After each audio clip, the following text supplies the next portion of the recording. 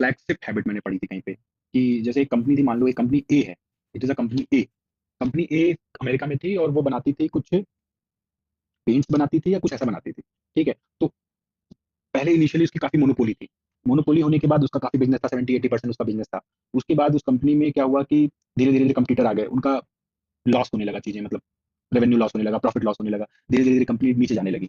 तो फिर क्या हुआ कि अ, उन्होंने एक सीईओ हायर किया, नया सीईओ लाए वो, या मतलब अमेरिकन गवर्नमेंट में कुछ था भी वो, तो उसको सीईओ बनाया उन्होंने। तो जब सीईओ आया तो सारे इन्वेस्टर्स आए कि नया सीईओ आया, देखते हैं क्या कर पाता है कंपनी का।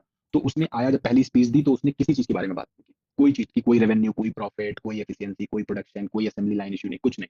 उसने बोला कि हमें अपनी कंपनी को ज़ीरो सेफ कंपनी बनाना है, कि हमारी कंपनी में ज़ीरो एक्सीडेंट हो। तो उसने बस एक चीज़ बोला अपनी स्पीच में कि हमें अपनी कंपनी को सेफ बनाना है, कि क्यों ज़ीरो ह्यूमन एक्सीडेंट होना चाहिए, कोई ह्यूमन लॉस, किसी को कोई चोट नहीं लगनी चाहिए, कुछ भी, बस हमारा यही है। तो सबने क्वेश्चन भी पूछा कि आप रेवेन्यू के लिए क्या करें? ये सब नॉन एसेंशियल चीज़ें हैं, रेवेन्यू, प्रॉफिट, ये मेरे नॉन एसेंशियल चीज़ें हैं, इसको बात करना है तो मेरे ऑफिस में आ जाना, मैं आपको बता दूँगा।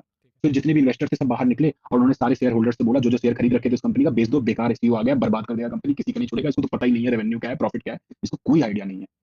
उसके रेवेन्यू सबने जो-जो शेयर में पहले में सब लोगों ने बेच-बाच डाले उसके। फिर उसके बाद उसने प्रोसेसेस बनाने शुरू किए।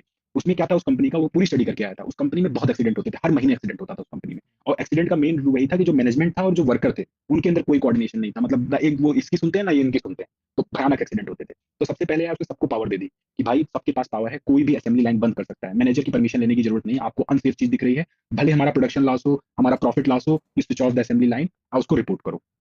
तो सबको एम्पावर कर दिया उसने, वर्कर से लेके सबको। छोटी-छोटी चीज़ें चेंज की कि फैक्ट्री के बाहर गाड़ियों की जो पार्किंग थी वहाँ पे डेजिग्नेशन लगे होते थे, मैनेजर, सीईओ, ऐसे करके सब हटवा दिया। जो पहले आएगा वो पहली गाड़ी खड़ी करेगा, चाहे वो मैनेजर हो, चाहे वर्कर हो, चाहे सीईओ हो, डज़न्ट मैटर। तो उसके बाद क्या हुआ, धीरे-धीरे उसका क्या हुआ कि वो सेफ्टी बढ़ती गई उस चीज़ की। लोग मतलब सेफ्टी बढ़ती गई, सेफ्टी बढ़ती गई, सेफ्टी बढ़ती गई। अब क्या हुआ, लोग इनपुट लाते थे कि नहीं सर, ये वाली जो मशीन है, इसमें क्या है कि ये थोड़ा लैग कर रही है, इसकी प्रोडक्टिविटी अच्छी नहीं है, तो हम इसमें ये चेंज करेंगे। खुद से लोग इनपुट, क्योंकि एम्पावर हो गए लोग। लोगों को रिस्पेक्ट मिलने लगी, लोगों को कम्युनिकेशन अच्छा हो गया। एक सेफ्टी की हैबिट, बस एक सेफ्टी की हैबिट उसने पकड़ी और उसके अराउंड उसने पूरा बिल्ड करना शुरू किया। प्रोसेसेस को बिल्ड किया, लोगों की कम्युनिकेशन को बिल्ड किया, सारी चीज़ें उसके अराउंड बिल्ड होती चली गई और वो कंपनी पहले से ज़्यादा प्रॉफिट में आ गई। तो उसको कहते थे फ्लैगशिप हैबिट, कि मतलब आप पूरी अपनी लाइफ आपकी मैच्ड अप है, तो आप कुछ एक ऐसी हैबिट पकड़ो जिससे वो सारी चीज़ कनेक्ट हो जाए हाँ, गॉट इट, और got it. Automatically everything align, हाँ, ठीक हाँ, है? डोमिनो तो इफ़ेक्ट की उसने तरह। हाँ, उसने हाँ, पकड़ा सेफ्टी, कि राइट। उसको उसने रूट कॉज़ एनालिसिस की कि भाई सेफ्टी सेफ्टी कोई नहीं, सब लोग एग्री हैं।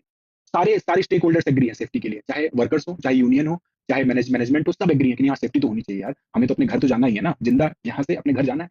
कोई इसमें किसी के लिए डिस्प्यूट नहीं था। अभी वो बोलता नहीं तुम्हें काम करना है, नहीं ये वाली असेंबली लाइन ऐसी होनी चाहिए, प्रोडक्शन ऐसे होना चाहिए, तो वर्कर बोलते नहीं ऐसे नहीं हो सकता, डिजाइन टीम बोलती नहीं नहीं नहीं, ये तो हम कर ही नहीं सकते हैं, मैनेजमेंट बोलता हम नहीं कर सकते हैं। लेकिन उसने क्या पकड़ा, सेफ्टी, और उसी के अराउंड सबको एग्री करा लिया उस सेफ्टी पे, और फिर उसने सब चीजें मतलब रूट कॉज़ पकड़ लिया। तो वो उसे कहते हैं फ्लेक्सिव हैबिट, कि मतलब आप, ये आपको खुद एनालिसिस करना पड़ेगा कि आपकी फ्लेक्सिव हैबिट क्या है, कि जिसको अगर आप चेंज कर दो तो आपकी बहुत सारी चीज़ें चेंज हो सकती हैं। चेंज तो हो ये भी एक जाएँ। कॉन्सेप्ट है। ऑफ कोर्स, और ऐसी कई सारी चीज़ें होती हैं, क्योंकि जब आपकी लाइफ मेस्ड अप होती है ना, हुँ, एक चीज़ मेस्ड अप हुई अगर, और भी चीज़ों को, अगर आपकी हेल्थ मेस्ड अप हुई, आपके हुँ, रिलेशनशिप को भी इफ़ेक्ट करती है वो, आपकी प्रोडक्टिविटी को भी इफ़ेक्ट करती है वो, आपकी हुँ, क्रिएटिविटी को भी इफ़ेक्ट करती है वो, then eventually it will effect your financial condition, yes. Right? वो चीज़ डोमिनो इफ़ेक्ट की तरह इफ़ेक्ट करती है। आपका जो मैं कह रहा था कि अगर आप, जब आपकी जो मेस्ड अप लाइफ है, उसमें जब आप चीज़ें फिक्स करनी शुरू करते हैं, तो एक चीज़ हुँ, धीरे-धीरे बाकी चीज़ों को भी फिक्स करनी स्टार्ट करती है, जस्ट लाइक दैट, राइट? मतलब ये तो हाँ, ऑर्गेनाइजेशनल लेवल पे था, बट हाँ, इंडिविजुअल लेवल पे भी इंडिविजुअल हम, लेवल पर भी, कि हम इंडिविजुअल बहुत लेवल पर देखते हैं, भी। हमने हाँ, एक चीज़, एक पैटर्न चेंज किया अपनी हाँ, लाइफ में और बहुत काफ़ी सारी सारी चीज़ें चीज़ें चेंज हो सही जाती हैं। सही हो जाती हैं, हुँ, काफ़ी सारी चीज़ें। आपने अपना फ्रेंड सर्कल अगर छोड़ा, तो यस, दूसरा जो यस, फ्रेंड यस, सर्कल आप यस, जॉइन यस। कर रहे हो, वो हुँ, आप कैसे सोचते हो, वो भी उस पर भी इफ़ेक्ट डालेगा? क्या आपकी हुँ, जो एक्सरसाइज़ हैबिट्स हैं, उस पे भी इफ़ेक्ट डालेगा? हाँ, क्या हाँ, सही आपकी बात। स्पेंडिंग हैबिट्स हैं, कहाँ पैसे, हुँ, दारू में पैसे खर्च कर रहे हो या बुक्स पर,